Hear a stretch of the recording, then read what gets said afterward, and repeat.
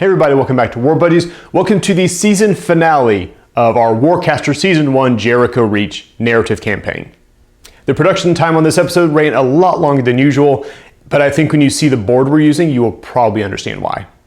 I'm not gonna spend too much time on this intro, I'll have more to say afterwards, but if you have been following us from the beginning, thank you very much. This has been our first season sort of experiment into doing Warcaster battle reports. I've had a blast. You guys have been fantastic so far. I'd really like to know what you think about the season. There'll be another video that goes up at the same time as this one about a Let's Chat about Warcaster. We're gonna talk about what worked, what didn't work for season 1, and what we have in mind for season 2. But thank you guys very much for your viewership and your support, and hope you enjoy the season finale for Warcaster Jericho Reach Season 1.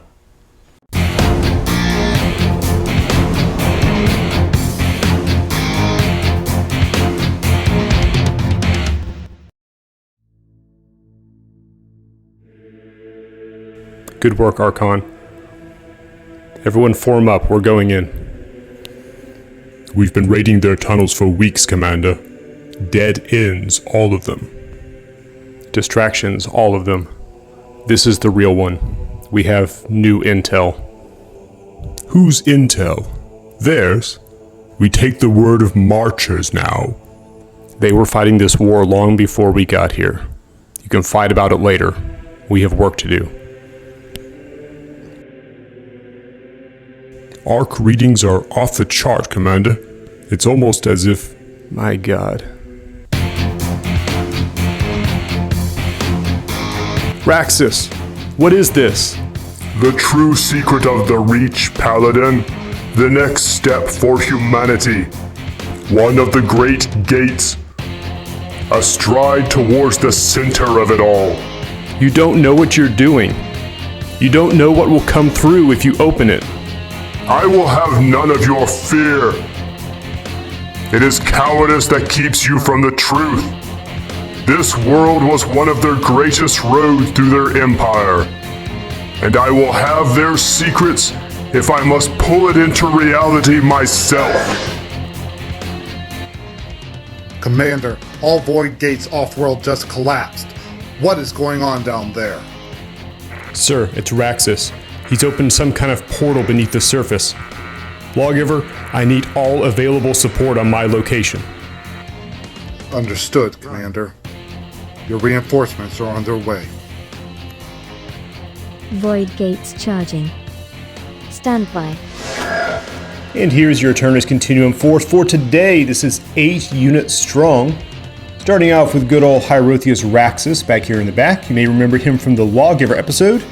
He's got some shenanigans. He's essentially a very souped up heroic weaver. He's got a lot of Cypher stuff going on. Mostly he enables the AC team to hold 6 Cypher cards while he's on the board. So he will be running the show. Over here we've got the Scourge, the classic salsa maker, his Force Rod, Relentless Cortex, Nailer, Rocket Pod, and the big old Grabby Claw. Nemesis right over here, Battlecruiser Cortex, got a fusion scythe on the right arm, Void Splitter on the left arm, and twin holophage cannons on the shoulders.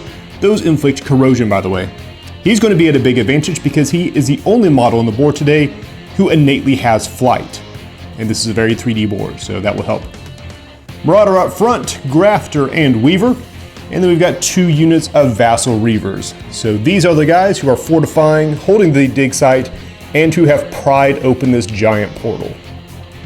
And here are the brave defenders of Jericho Reach, here to stop this nonsense. So starting here in the back, we are bringing a Morning Star, Starburst missiles, Null Cannon, Heavy Glaive and Shield. He's got the Defender Cortex. Our Shooty Firebrand with the shoulder-mounted Immolator. He's got the Assault Rifle on the arm and the Grenade Launcher. Stabby Firebrand, Shield, Glaive, and Harbinger Cannon. Squad 1, bringing their Aegis. Squad 2, bringing their Squad 2. Who else is up here? And Taria. Taria has been an absolute champ through this whole campaign, so went ahead and made her a custom model here for the finale. Not sure how the detail's showing up. We'll post pictures of that later. They've also brought some friends, you may have noticed. This is the Pathfinder group from Jericho Reach. It is a squad of Rangers and a Hunter. So this is going to be a little bit interesting twist here. This technically gives them 9 units, so they are 1 up on the Eternus Continuum. But since these guys are just guiding them to the dig site and are not going to be stationed in the Lawgiver, when these squads die, they will not return, much like Hero. So they will be down one unit once these guys drop out, but until then they've got a little bit of backup. And our forces are all deployed. Let's take a look at who we got. Couple of notes: we're not deploying any warjacks to begin with because, well, the lawgiver hasn't had time to send any down, and frankly, Raxus was a little surprised at this encounter. So we're starting off way over here on the back edge. We've got Raxus and the Marauder ready to take that gate. I'll explain the gates here in a second. And we got the Grafter and his unit of Budgies hunkered around this one. Over here on this side of the board, we've got Taria and Wells poised against this front gate here. And the Ranger Fire team and the Hunter ready for this one. Quick note about these gates: these are from Studio M Tabletop. They're 3D printed. There's a couple of styles. We got this one with the little orb in the middle. And we got this one, which is a bit larger. Our scenario today is the Unconventional Warfare scenario. This is from the Collision Course book. And the way it works is essentially like this. There's 5 objectives, 4 of which are gates, and they match on the diagonal. So this gate is the same style as this gate. They are linked. And that gate is the same style as this gate. They are also linked. On top of being normal objectives, at the end of a player's turn, they can choose one model within 3 inches of a gate that they secure, so that they own it, and they can teleport immediately to the gate on the diagonal. So you can jump around the board a little bit. There's a 5th objective right up here in the center. That is not a gate, but it is also very, very high up in this case. Relatively centered. Easiest way to get to it, I say the easiest way is with flight. Barring that, these platforms elevate about 2 inches. So you can board from there, hustle up, board the next platform, hustle up, and from here you'll be able to jump 2 inches up to the platform. No big deal. Scoring is at the end of the pulse round, and it is progressive. So at the end of the first pulse round, each gate and the center objective will be worth 1 point. At the end of the second pulse round, 2 points. Third round, 3 points. You can figure out the math from there. And now for the elephant in the room, the giant stinking portal in the middle of this board. This is the portal as part of the ancient gate network that used to sustain the Thousand Worlds. Raxus and his cronies have pried it open and turned it back on, because that's a good idea. They have no idea where it goes, and frankly, neither do you, the viewers. So any model which enters the portal area, whether they wander onto it or jump or slammed off a platform into it, whatever, they're immediately yeeted towards the center of the galaxy by several thousand light years and are removed from play and forgotten about. You can tell already from this board there will be a lot of cipher cards that involve slamming and a lot that involve flight. I think that's a long enough explanation. Let's get rolling right into turn 1. We'll roll off to see who goes first here in the season finale for Jericho Reach Season 1. On a 4 up, the Alliance will go first. And it's going to be Alliance turn 1.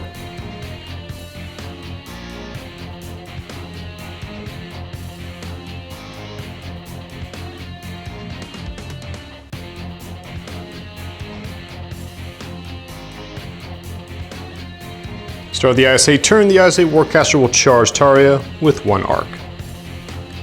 Nothing fascinating going on with the cipher cards right now, so Taria is going to move up and is going to control this objective. Our next activation is going to be the Hunter. So just to let you guys know how this is going to work, these guys are considered to be friendlies, but they are not going to be able to drop gates, recall, to kind of use void gates. The Lawgiver doesn't really know about these guys yet.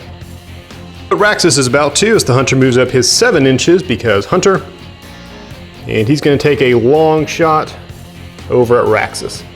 Feels kind of personal, to be honest with you. Rat 6 from the Hunter, coming in with 4 strikes. Raxus, not known for being agile, is sitting on defense 2, and 2 get through. Got a power 4 shot, 2 red die going against armor 4. And Raxus takes 1. 1 of his 3 health right off the bat. Closes out the Hunter's activation, but at the end of the cipher card turn, we're going to use Aggression Theorem to let him fire again. Rat 6. Only 2 strikes. Raxus defensive 2. And he blocks it.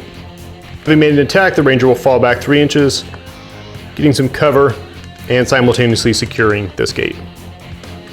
Taria's going to drop a 5 arc gate right over here. Well, probably not that close to the portal.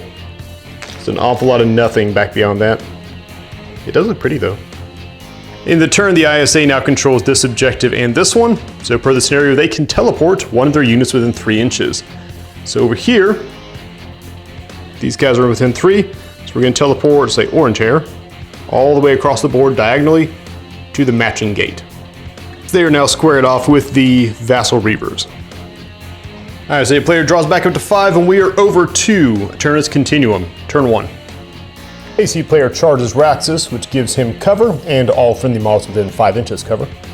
And the AC Warcaster is going to use Cankerbane on the Reaver squad, so their melee attacks now inflict corrosion through the rest of the pulse round. And with that in mind, they are all going to shuffle up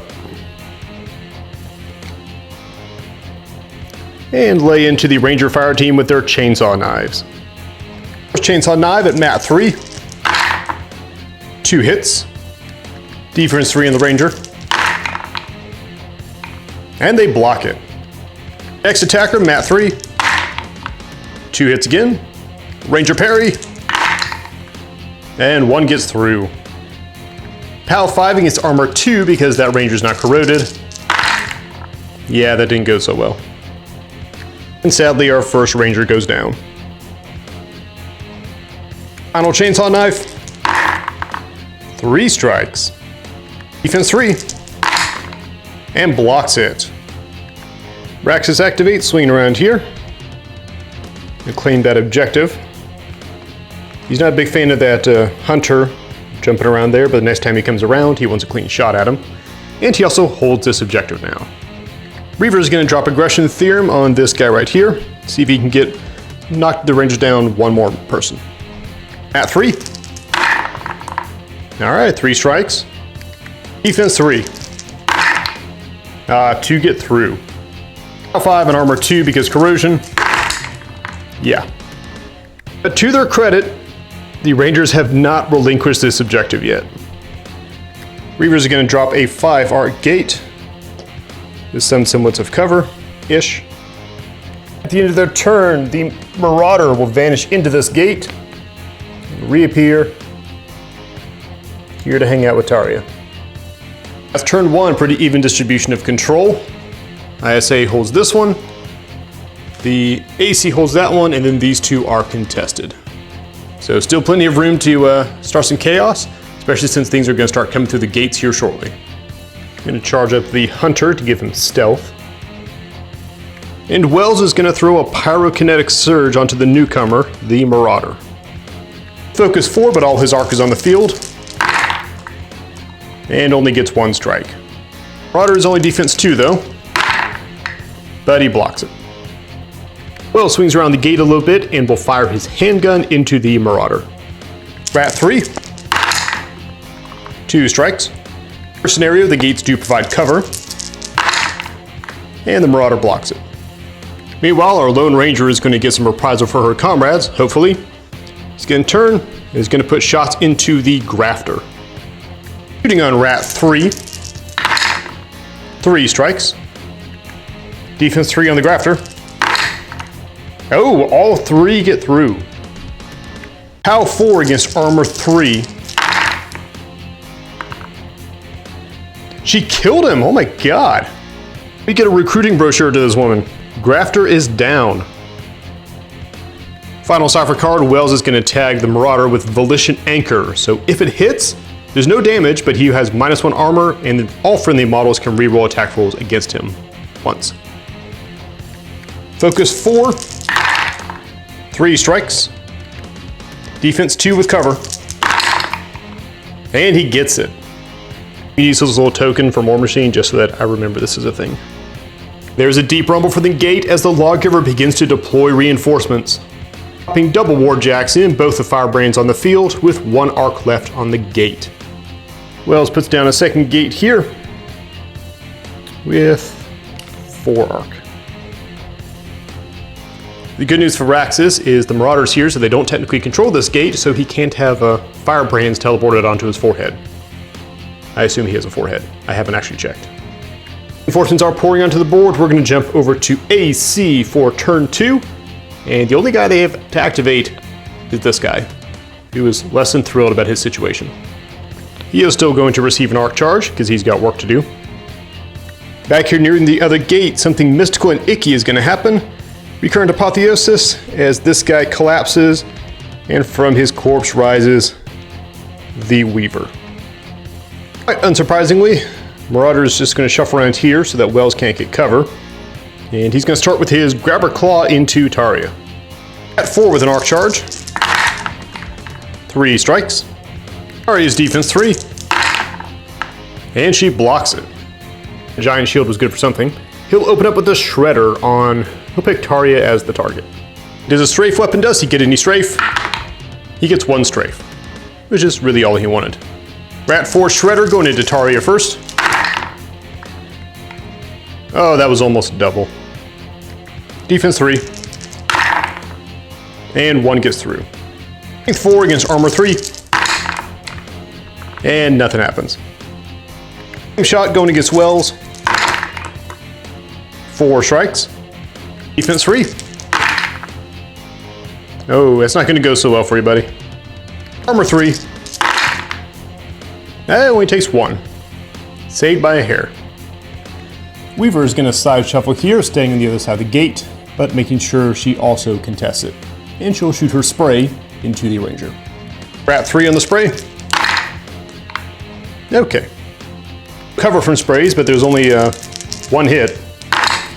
And the Ranger blocks it. Final attempt to get rid of her problem, the Weaver is going to fire off Paralytic Disruptor.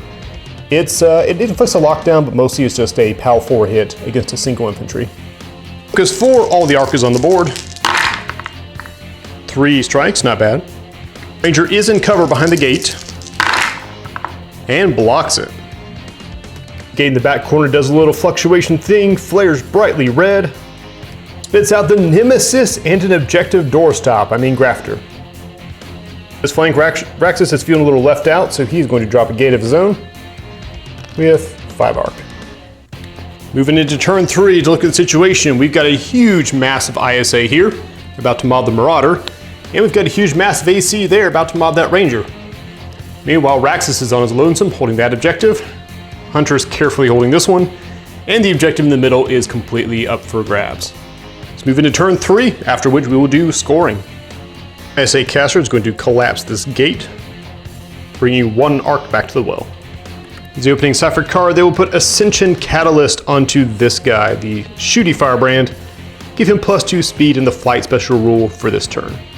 He's going to open up by shooting his Immolator, the big fiery weapon, into the Marauder. He is Rat 4, but is allowed to reroll because of the Volition Anchor that is currently on the Marauder. Ooh, I don't think he's going to reroll though. 6 strikes.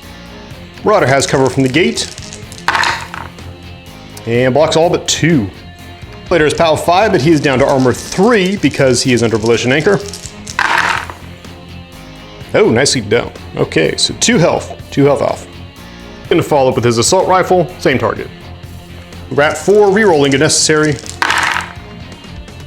Not necessary again, 6 strikes. Marauder is in cover. Blocks 1. Lots of dice, only armor 3. And he's down. Marauder decides to check out of this hotel, and the ISA now controls its objective. At 10-inch range, he will chuck his grenade launcher over here at the grafter for his final shot. At 4, no rerolling. 4 strikes. Defense 3 on the grafter. Only blocks 1, 3 get through. POW 3, 3 red dice against armor 3. And he takes 1. Weaver is standing right next to him. She'll take a POW 3 hit against armor 3. And she dies. What is even happening with this game sometimes? Nemesis also takes a hit, also against armor 3. And he's fine. To conclude his reign of terror, he's going to move 8 inches. He has flight, so he ignores vertical distance and will take off and land approximately here on the upper platform. Folks ask me why I don't have other people on my battle reports. It's because I do stupid crap like this with my models. Gate here in the middle is going to open up, spitting out Squad 1 and Squad 2, who are not really sure why there's a Marcher Hunter over here, but they have their orders.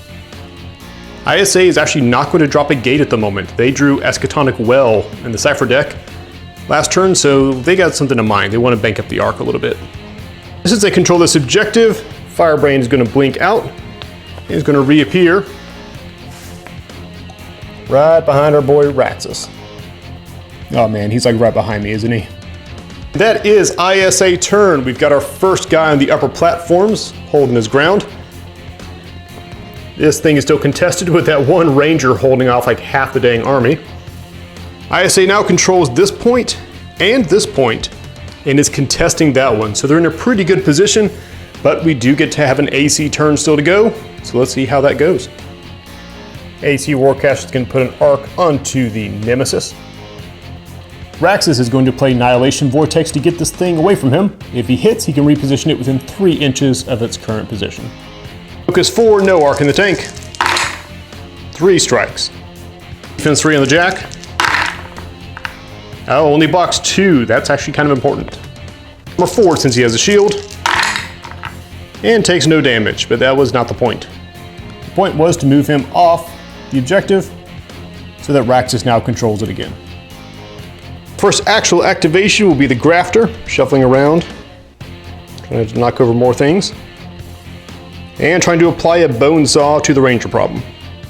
At 3 with the Bone Saw, 2 strikes, and defense 3 on the Ranger,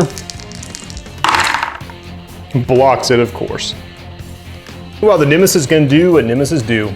It's going to ditch this arc. This model has flight inherently, and he can spike in order to triple his speed as long as he doesn't attack. So he's going to blast off, do a loop-de-loop cartwheel, skyride, ISA sucked in the air, and will land carefully right on this objective. Final Cypher card, Raxus will throw instability equation because he really doesn't want to get stabbed. Focus 4, 2 strikes, defense 3, and blocks it. Arc Gate is going to power up. Bid out some reinforcements for old Raxy. We got a Scourge, a Marauder, and the other unit of Reavers. The Grafter will spawn a gate here. 3 arc. They've got most of the units on the board. That is the end of Pulse Round 1. It is time to score stuff. So everything is worth 1 point right now. Over here, Raxus was able to successfully push off that Firebrand, so he controls that for 1 point. Nemesis landed up here up top in order to get another point. And this one is still contested, so nothing going in there. So 2 points for the AC.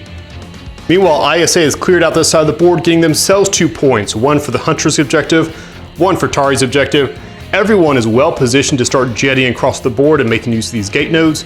No one has fallen into the portal, which I am very disappointed about, but I'm sure that will rectify shortly. Or then is tied 2-2, moving into Pulse Round 2.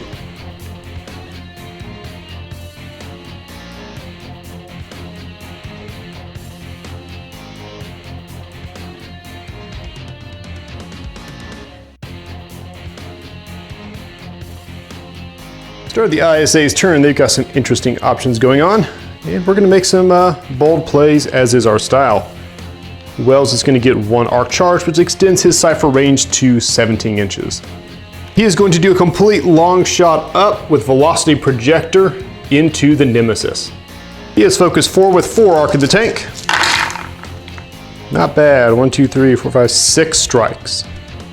Nemesis is defense 3, but most definitely has cover from where he's standing. And 4 strikes get through. It doesn't quite unseat him from where he is, just by good luck. We're going to very carefully... He's essentially going to be right on the edge there. The way we're playing overhang at War Budgies, as long as the center of your base is still on the ground, you're on the ground. Putting him essentially there. Making a POW 4 strike with 4 red dice against armor 3. Oh, nicely done. All right, that is 1, 2, 3 health of his 5. Wells angling for MVP over here. Speaking of MVP, however, or hopefully, Firebrand is going to activate. First activation, going to shuffle up to here, where you can inflict some pain and misery on hopefully both Raxus and the Scourge. At 4, starting with his shield bash. Not off to a great start. But Raxus is only def 2. He blocks it. And with the Fusion Glaive next, Mat 4. Only 2 strikes. Defense 2 on Raxy. Blocks it again. He'll close out with his Harbinger Cannon into Raxus. The problem is Raxus is charged, so every AC in this area is currently getting cover. Harbinger Cannon, Rat 4. Still not great, 2 strikes. Raxus with cover. Okay, 1 gets through. Power 4 weapon, but we are going against Armor 4, so unless we get really lucky, this is probably going nowhere. Here it goes. Come on. No, not quite. Flurry of violence and a big flash of Psychic Shield, and Raxus is unharmed. Hunter's going to try to finish him off, moving up 3 inches and taking a shot again at the big old priceless target over there. Not priceless, there is actually certainly a bounty on Raxus somewhere. We are charged in at Rat 6. Hopefully he can do what the Firebrand was having trouble with. I don't know, 5 strikes. Raxus in cover. Oh wow, blocks 4 of the 5. Hunter is going to take a huge personal gamble and is going to spike, dropping his stealth effect, but inflicting a -1 armor on his target. Bringing Raxus down to armor 3 against a POW 4 weapon with 1 red die. Here it goes. Just shy of him. Still takes him down 1. Bringing Raxus down to 1 health remaining, and the Hunter will take his Hunter move back into cover, back to controlling his objective. Squad 2 is going to receive Tachytelic Metamorphosis as their card, so they essentially get tune-up for the rest of this pulse round. Fortunately, the ISA plan there didn't work exactly as it was supposed to, so instead they're going to drop, the Paladins will drop a gate here with 4 arc, which means you can probably guess what's fixing to come out of that gate.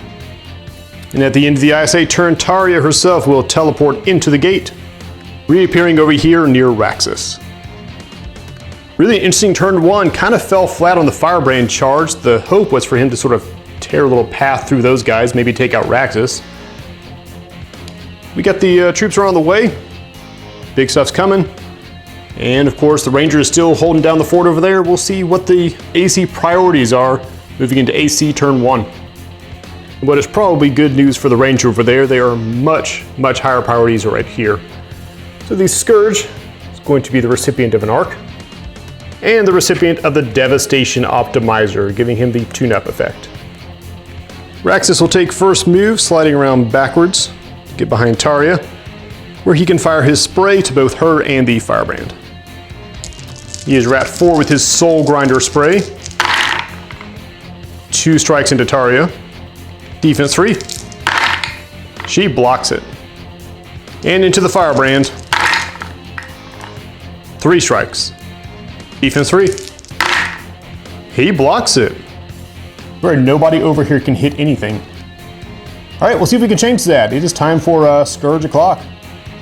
He's actually not able to fit through this little gap, so he's going to come around to here. He's going to go ahead and put his Wrecking Claw into the Firebrand to start with. Mat 5 because tune-up and an arc charge. That's a solid 5 strikes. Defense 3 on the Firebrand. Alright, only 1 gets through.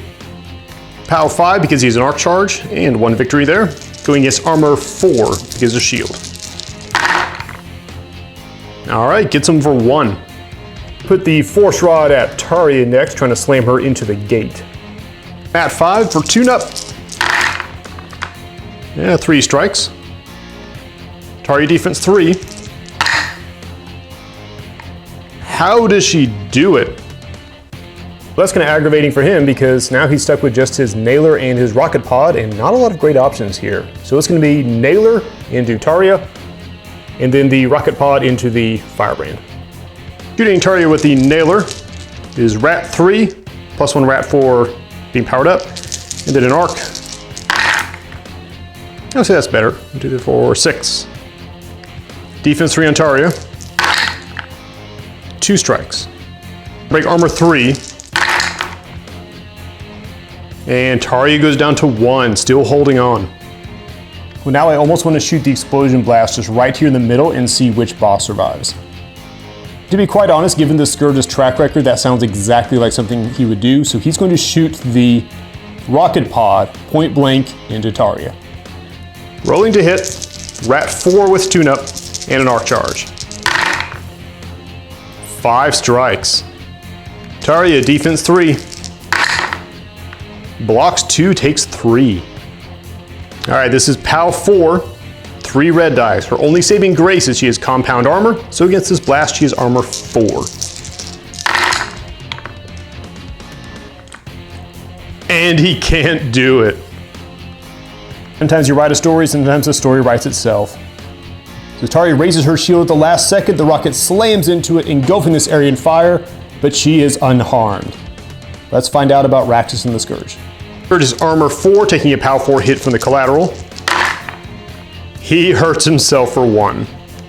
Finally, Raxus, taking POW 4 hit at armor 4 with 1 health left. He's fine. I do have to say, that would have been freaking hilarious. Final cipher card is going to be Impulse Inducer to pull the activation token off of the Scourge. This gate will drop down to 2 Arc and spit out a Weaver. These Reavers will drop a 2 Arc gate just a little bit farther down the field. Finally, at the moment, the AC doesn't actually control any gates. ISA is holding that one for the moment. This one is still contested, and ISA holds these 2 over here. So let's move on to ISA turn, what is it, 2? Turn 2. Warcaster is going to charge the Shooty Firebrand up top. Our cipher card is going to be Displacement Index played on Squad 1, which is going to shuffle them closer towards this gate. Like so.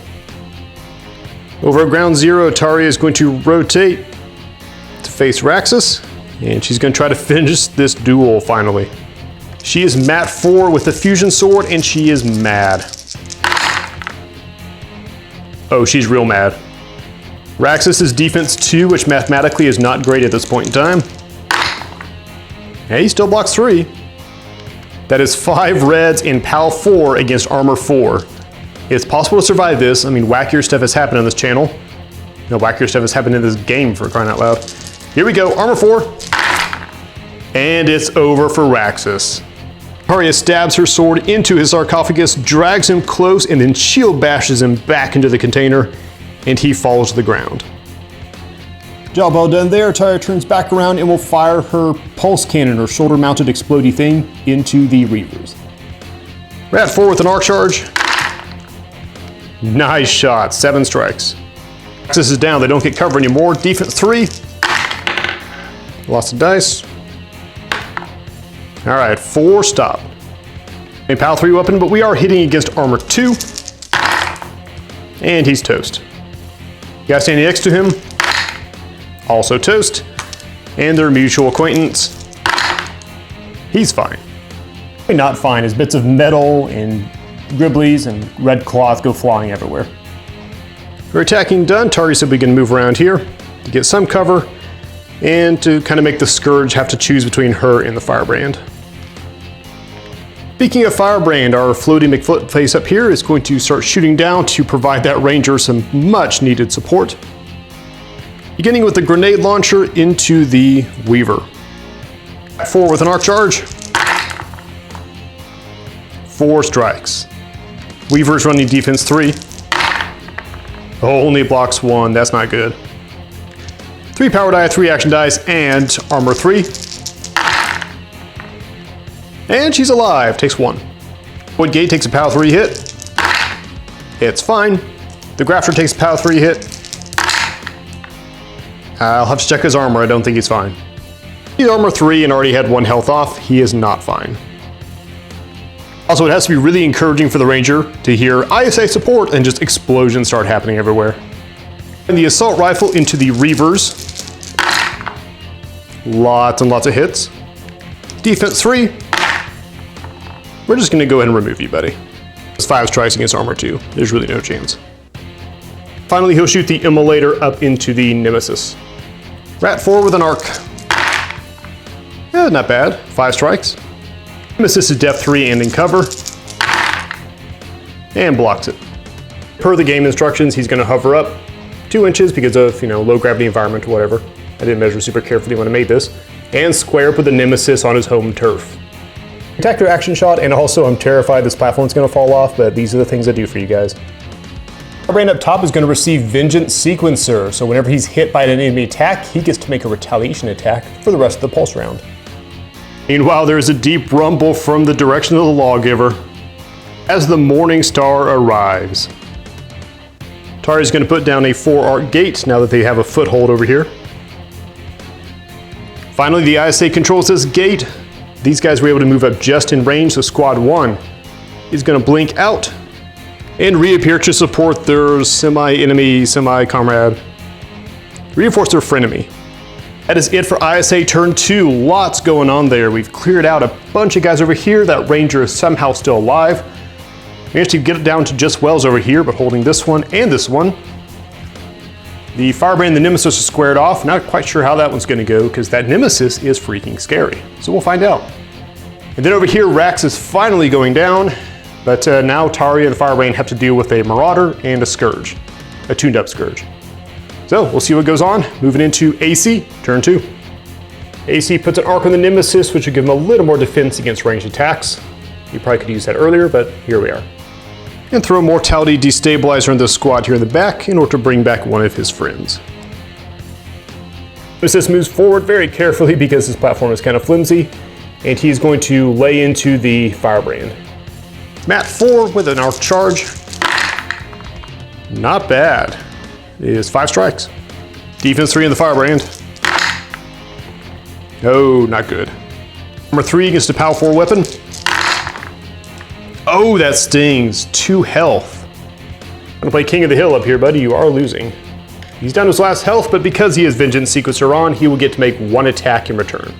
Unsurprisingly, he's going to fire the Immolator. Decent. 5 strikes. Nemesis defense 3. The 4. Okay, 1 gets through. There's a POW 5 with a red die, but because it's a ranged attack and the Nemesis has an arc, he goes up to armor 4 against ranged attacks. Yeah, that's enough to break him once, bringing him down to his last health and setting him on fire. Nemesis still has shots to go though, so he's the Void Splitter next. He's down to 3 on Rat because he is on fire. 3 strikes. Defense 3 on the Firebrand. Oh, he's gonna spike and reroll. You don't want none of this. He blocks it. Well, he was saving the Holophage cannons for the guys on the ground, but I guess this will have to do. So first Holophage cannon. 3 strikes. Defense 3. He blocks it. Appreciate how everyone brought out their A game for this desperation attack here. Second Holophage cannon, final attack. Yeah, it's more like it. 4 strikes. Still defense 3. 3 get through. L4, and he's under corrosion, so his armor's reduced to 2. Yeah, it's more than enough. Shoulder cannon blasts a hole right through his cortex. He stumbles off and falls into the infinite void of the galaxy beyond.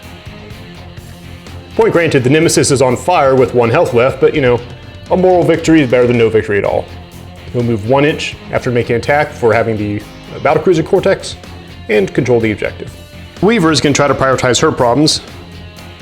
She'll back up a step and fire her spray straight through these 2 paladins.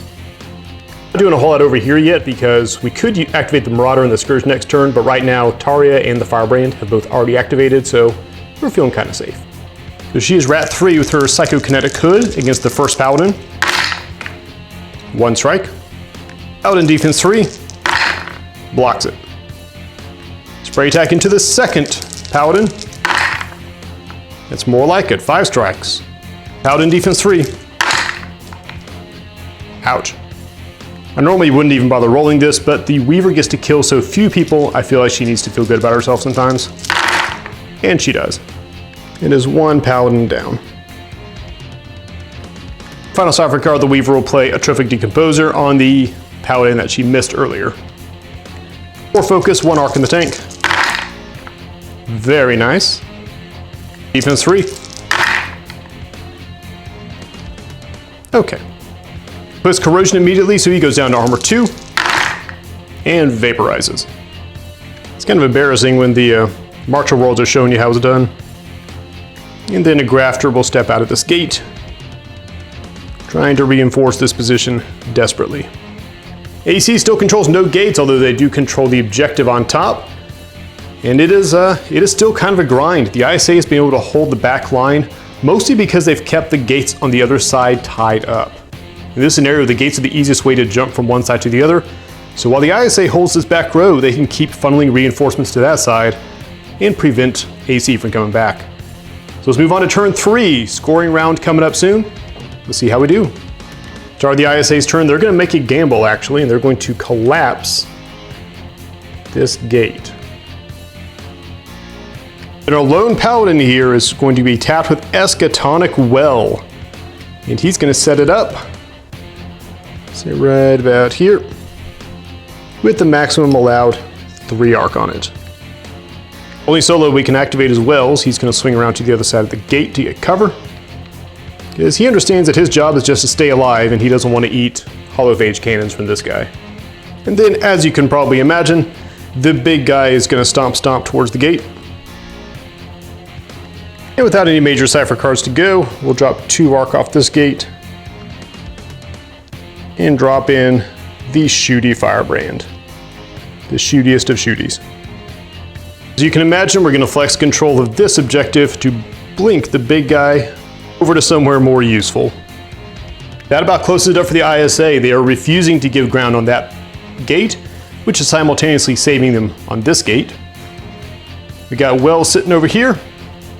Big question is going to be over here with Taria and the gang. If they can get Taria and her 1 health off that objective, they can probably take it, and we are definitely getting into some Marauder Scourge action here in a minute. So let's move into AC, turn 3. Our charge is going to go on the Marauder. And the Scourge is going to use Annihilation Vector. He gets to make 1 melee attack against the enemy, with a power equal to his strength, which is 6 now because of tune-up and the arc charge. And since he's a warjack, if he hits, he can suffer the system failure continuous effect. At 5 with an arc charge. 3 strikes. Defense 3. He saves it. All right. We'll go ahead and get straight into the fun stuff. Marauder's going to advance up, try to put the claw into Taria. Mat 4, arc charge. Freaking amateur hour in here. All right, he's going to shoot her with a shredder. Rat 4. That's slightly better. Defense 3. And she blocks it. Of course she does. It never be said that Warcaster is a boring game with dice. Let's move to the Scourge. Scourge is going to shuffle up so he can keep both of them in range, just in case the dice rolls continue the way that they've been. He's going to have options. Shot against Taria. Mat 5, arc charge. Only 3 strikes. Defense 3. Hey, she gets 1. Armor 3, power 4 because of an arc charge. And she finally bites it. That was really kind of a last-ditch plan there. And don't worry, she's not dead, just like everything else, she's coming back. She's not a hero though, but if you guys have ideas, I haven't made her a hero character yet, but I'll probably drop some stats for her for season 2. Let me know in the comments what you guys think. Hero Taria. What kind of stats does she have? And the Scourge makes a noise that sounds a lot like, finally! And then puts the Wrecking Claw into the Firebrand. Coming in on Mat 5. Not bad, 4 strikes. Defense 3. And he blocks it. Shooting the Nailer into the Firebrand. That's more like it. 3, 6, 7 strikes. Defense 3 in the Firebrand. Come on. Only 1. It's all starting to come together. This one, red die. Come on. That's 1. Yeah, he takes 1. Remarkable survivability. That'll close out his turn because we are not firing the rocket pod again. I repeat, we are not firing this stupid rocket pod again. And because we've had to shuffle up the cipher deck, we're going to play Mortality Destabilizer again, just to fortify this one a little bit better. He has no one to deploy right now, but they are going to recall this guy because he's not doing much good right now. Gates are both in play, so what's going to happen now is Marauder is going to disappear and show up to keep Wells company. There you go. And this is the kind of absurd chaos I love about Warcaster. Right now, the AC is actually leading by 2 points. We haven't scored yet, but this one's contested. This one's contested. AC owns this one since Taria is out, and they own this one, whereas the ISA just controls this. However, we have to roll to see if he explodes here in a second, and literally anything but a blank face, he's going to explode. If you haven't looked at an action die lately, there's 3 blank spaces, so 1 in 2 chance that this is either going to be a tie game or a 2-point lead. And he bursts into flames. Stumbles over, puts a hand on the objective, and just fuel tanks rupture, shearing him off into some sort of comet. So this objective is free now. So our end of round scoring, 2 points for ISA, 2 points for AC, which means you guessed it, we are still tied going into Pulse round 3. Let's have to see if the tune-up expires on the Scourge. And it does.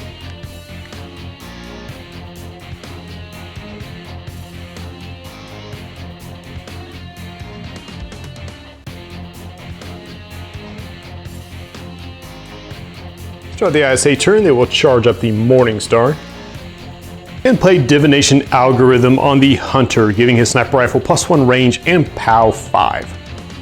Hunter is then going to scamper up in the Hunter way, roughly 3 inches, and take a shot at the Scourge. Sitting on Rat 6, 3 strikes. Defense 3 on the Scourge. Now only 1 gets through. POW 5 because Divination, going against Armor, I don't even know. POW 5 with Divination going against Armor 4. And he takes 1. Hunter will take his Hunter move to D-Scamper, or Anti-Scamper, whatever. He goes back. Job well done. Now we have one of those really interesting choices because Wells is not in a great spot. He might get eaten alive. And Squad 2 could probably rush in there and maybe save him, chewing off 3 health at Armor 4. It's a tough sell. The Firebrand might be able to take down the Scourge. He's only got 1 health left. Or the Morning Star could just completely go ape on everybody over there. It is, in fact, a tough decision. And ultimately, we're going to go with the Firebrand. Shield Bash into the Scourge. 2 strikes. Defense 3. He blocks it. Fusion Glaive into the Scourge. 4 strikes. Defense 3. And he blocks it too. Okay, frickin' Harbinger Cannon into the Scourge. 2 strikes. Defense 3. And 1 gets through. If he can beat Armor 4, he's gonna take him down. Come on, big money. He's down. But his legend will live on as a gratuitously homicidal maniac. And to finish up his turn with a move to stand guard over the gate. Final Software card, the Morning Star will receive Retribution Intercessor.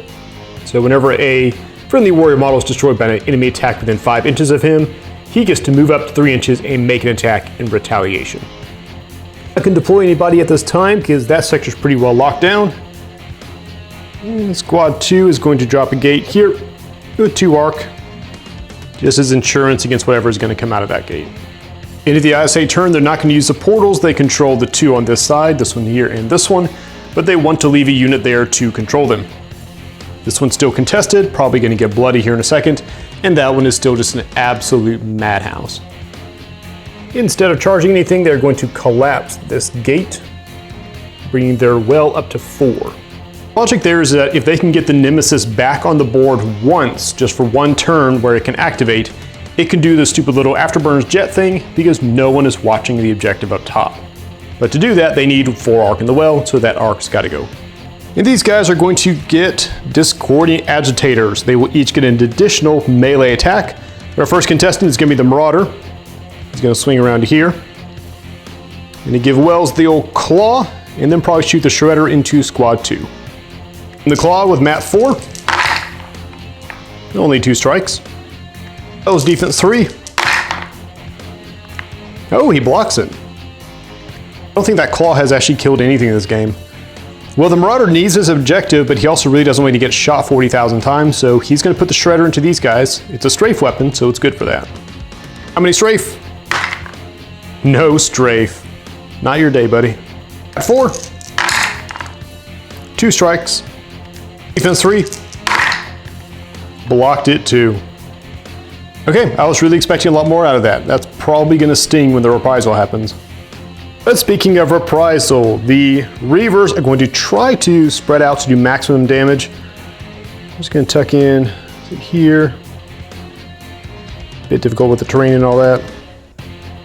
Up here, tuck you in there. Yeah, it's going to be a mess. First chainsaw knife is going to go into the Paladin. Bear in mind they each get 2 attacks. So into the Paladin, first time. 2 strikes. Defense 3. Blocks it. Second attack, same guy, same target. Mat 3. Ooh, 4 strikes. Defense 3.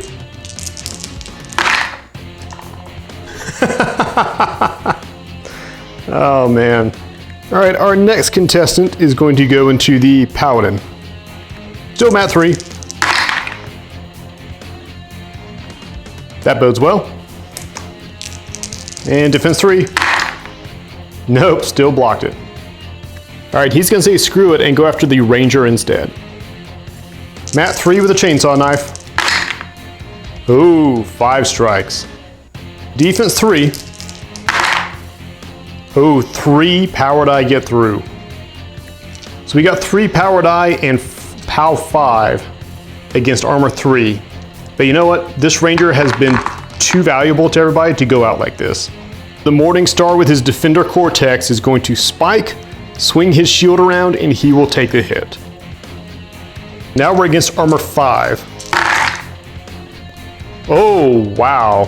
1, 2. He takes 2. Well, that for sure kept the Ranger alive, but that brings him down to half health as the chainsaw knife buries underneath his arm. For days afterward, that Ranger would wonder why that ISA bot took the hit, and she never knew. Our final contestant here will take a stab at the Paladin. 3. 1 strike. Defense 3. He's fine. Final stab. Okay, 2 strikes on the Paladin. Defense 3. And he blocks it. So the Paladin just shrugged off 5 different stabs. And then we had 1 final assassination attempt on the Ranger, and the Morningstar intercepted it. Most of the hope of securing this objective, or at least seriously contesting it in the future, is gone. Final cipher card will be Temporal Cycle, just to get rid of that. Maybe they'll be useful again.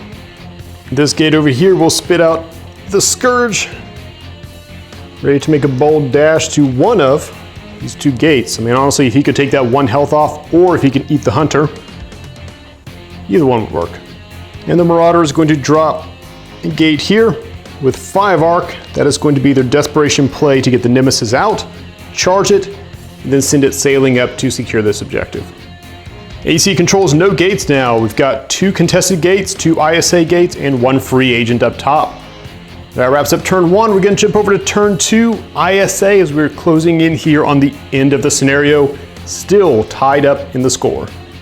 ISA Warcaster is going to charge Squad 2. And Wells is going to try to hit the velocity projector at point blank range against the Marauder. Focus 4 with 2 arc in the tank. Not bad. 8 strikes. Defense 2 on the Marauder. And he blocks 3. Going against armor 4. And only deals 1. It does knock him back away from the gate and into stab range for Squad 2. And with range of speed of 6, they are happily going to come up to do the stabs. The Paladins are allowed to attack with both weapons when they are charged, and they are charged. So we're going to get 2 guys in bayonet range and then 3 rifle shots. At 3 in the bayonet. All right, 3 strikes. Defense 2 on the Marauder. Only blocks 1. Against armor 4. Come on. Oh, they get him. Brings him down to 1 health. Secondary bayonet. At 3. 4 more strikes. Defense 2. 3 of them get through. Pow 3 bayonet. Armor 4. He's done for. Not their usual absurdly flashy performance, but still always reliable. Squad 2, everybody. And since that only required the bayonets, they are going to pour rifle fire into this gate and try to whittle it down. They do not want to see another nemesis on the field. First shot going in, rat 3. 3 strikes. Gate defense 3. They drop a dice. Gate defense 3. Blocks it. My god, this gate is a better duelist than the Marauder was. Second shot. Only 1 strike. Gate defense. Blocks it. Third and final rifle shot. 3 strikes. Gate defense 3. Okay, 1 gets through. Going up against armor 5. Not even close. Yeah, overall job well done, boys. Our solo activation will be Wells, coming around the bend here. And he's going to swing his null hammer into the gate. Mat 3 swinging with his hammer. 3 strikes. Gate defense. 2 of them get through. It loses 1 of its 5 immediately because he is swinging a null hammer at it. Come here. And then maybe, if he can deal enough, he'll knock off another one. Swinging hammer on POW 4. Oh, so close, but not enough. So he's done, and that thing will have more than enough gas to fire up a nemesis. And perhaps strangely, we're going to use Umbral Transvection on the Paladin. So he's going to gain flight. You may be wondering, that's a really random thing to give to him since he can't make it anywhere up here. The thing is, since these guys are trying to chainsaw him to pieces, he effectively gets cover if he is flying and his opponent is not. And this goes to the end of the pulse round. I think this gate is going to kick off 1 arc and drop out your hero, my hero, everyone's hero. Taria is back. And then this gate is going to pick up squad 2, deposit them in a neat little arrangement supporting the firebrand. Wraps it up for ISA turn 2. Quick recap. They now control 1, 2, 3 of the objectives. The Marauder is out of play. Couldn't quite prevent the nemesis from coming out. It is probably showing up this turn to make its Daredevil afterburner or whatever. Still just a whole bunch of madness going on over there, but unfortunately the Marauder was a priority and we couldn't really support what was happening over there. So Morningstar, Ranger, Paladin, the gang, just gonna have to hold out for another round, see if they can. AC Warcaster is gonna put an arc charge on the Scourge and give him Ascension Catalyst. With that, he's easily going to clear this distance here, where that box fell off, and land thusly. Gonna put the Force Rod into the Hunter. Mat 4, 1 arc charge. Good shot. Hunter is defense 4, however. 1, 2, 3, no, 1 gets through. That means he's going to be slammed into the container, which is going to add a POW. By add a POW, I meant add a powered die. So we're now rolling 2 die, bunch of other die. He's going to die. He die. He definitely made his name, but now he is a smear on the side of that container. Scourge could technically move 2 inches now because of Relentless Cortex, but he's quite happy where he is, and he's squared up with his old nemesis. Wrecking Claw against Taria. 4 strikes. Taria defense 3. Oh, almost. 1 gets through. Al 5 because he has an arc charge trying to beat armor 3. And breaks 1. Shooting the Nailer at very close range. 3 strikes. Defense 3. She blocks it. Rocket pod. Do we want to shoot the rocket pod? Yeah, we're going to shoot the rocket pod. It's one of those situations where you hope you miss, that she takes the collateral and you don't. 4 strikes. Defense 3. She takes 1. Kind of getting a deja vu. So her armor gives 4 against the blast. And it didn't work. Scourge also has armor 4 against the blast. And he hurts himself again. And then finally the poor innocent gate that was just standing there minding its own business. It's fine. We reach yet another deadlock with these two, but the AC now controls that gate. Weaver is going to back up, try to shoot a spray down both the Morningstar and the Ranger. We're at 3 against the Morningstar. 1 strike. Defense 3, blocks it.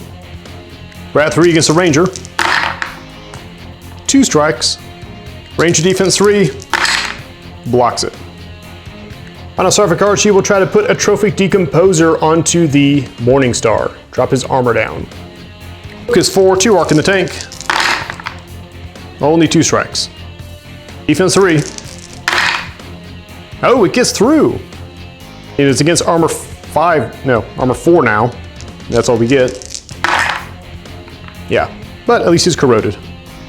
And as foretold in Prophecy and Legend, the Nemesis, we're going to put him in a safer spot over here. The Nemesis has arrived. And we've reached that point in the game where there's really not much point in putting a gate out, so here we are. AC controls a gate, but they're not going to teleport away because he's trying to control it. Nemesis is on the field. As long as it is still alive, it is almost guaranteed to hop up and get that objective, which would give them 2 objectives to the ISA's 2, and the 1 still contested. So unless that Scourge goes away, or unless that Nemesis goes away, or something happens over here to clean this up, we are possibly looking at a tied game. Let's move on to ISA turn 3, so their last chance to really cement their hold, or completely fail sauce and die. Start the ISA turn, we are going to charge the Morningstar with 1 arc. Wells with this now 17-inch range is going to throw Pyrokinetic Surge onto the Grafter. Focus 4, 2 arc in the tank. Nicely done. Grafter defense 3. 4 of them get through. POW 3, and he's on fire. Armor 3. He's torched. Love this model, but man, he just seems to die a lot. Most of the plan revolves around the other gate with the other objective. Taria is just going to swing around as the solo and stab with her fusion sword. At 4, no arc charge. 3 strikes. Defense 3. He blocks it. As they dance around in their little death duel, Morningstar has decided he has waited long enough and he is going to open up a can of ISA on these guys. Shield bash into the nearest Reaver. Very nice. Reaver defense 3. He takes 4. It is a POW 4 hit because this shield carries the same velocity as a small cruise missile. And the armor 2 guy is paced.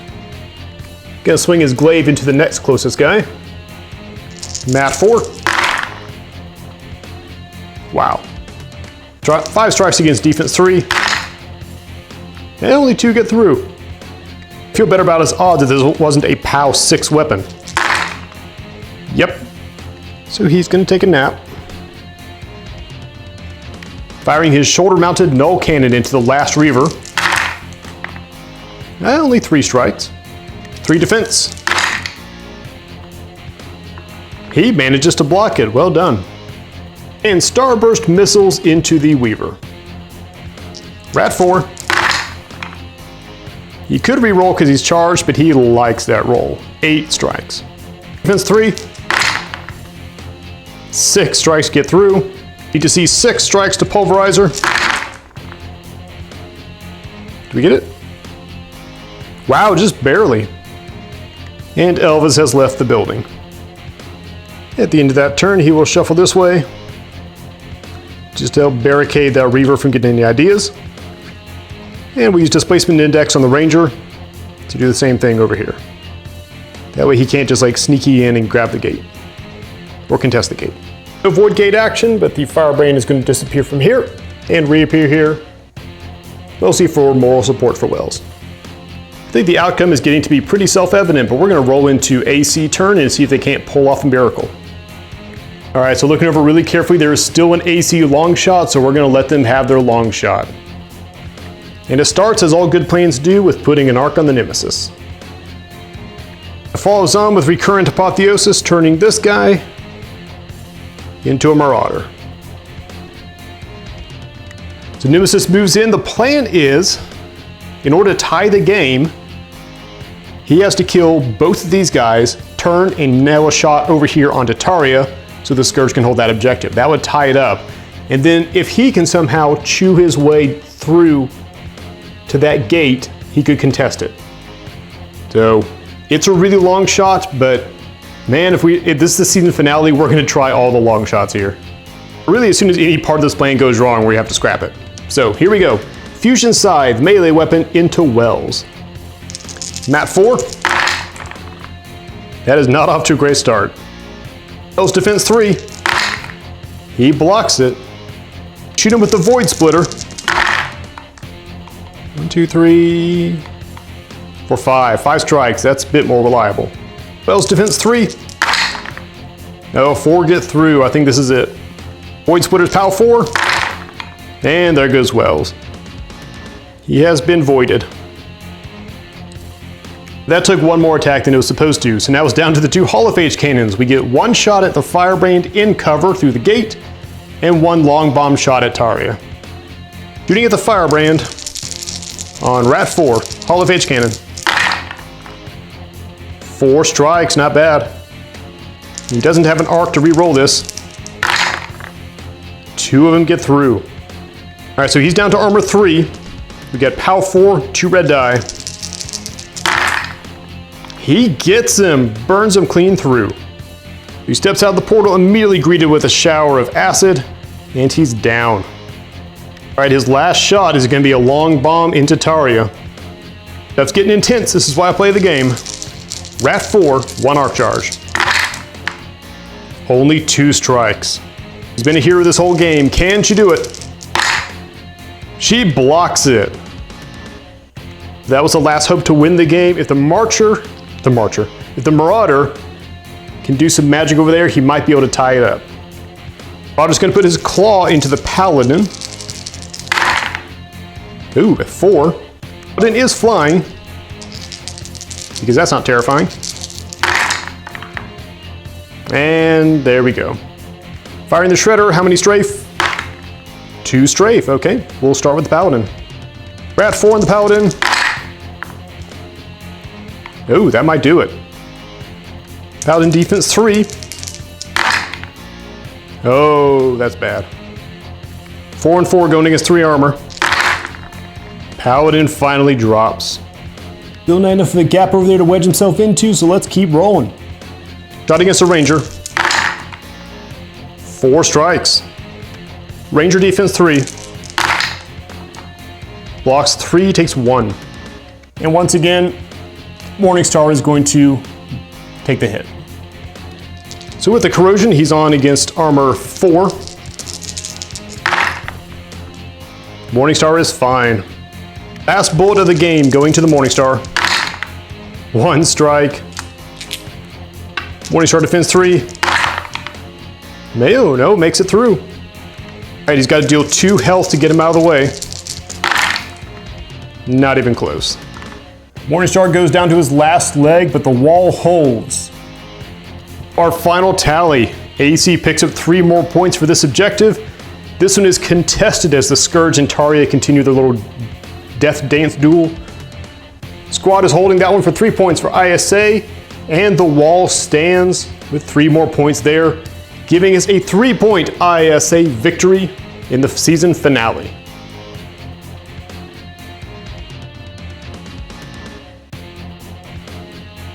Arc readings are spiking, Commander. We can't close the gate. Something's coming through.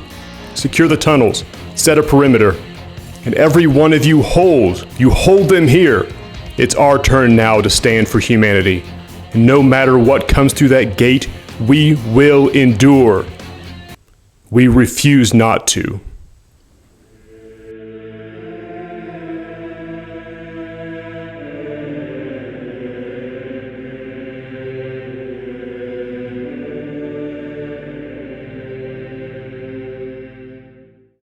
So if you guys enjoyed that episode, and I hope you guys enjoyed that season of Warcaster, it has been a phenomenal experience. What we're going to do now is we're going to pivot back over to Fallout, and we're going to finish up that season. We got some War Machine stuff coming down the pipe, but I'll talk about more of that kind of stuff in the video, in the link in the description below. where we'll just kind of chat about Warcaster. So if you've enjoyed, if you had a good time, hop on over to that video. Let me know what you thought, your thoughts on the season. And as always, thanks for watching.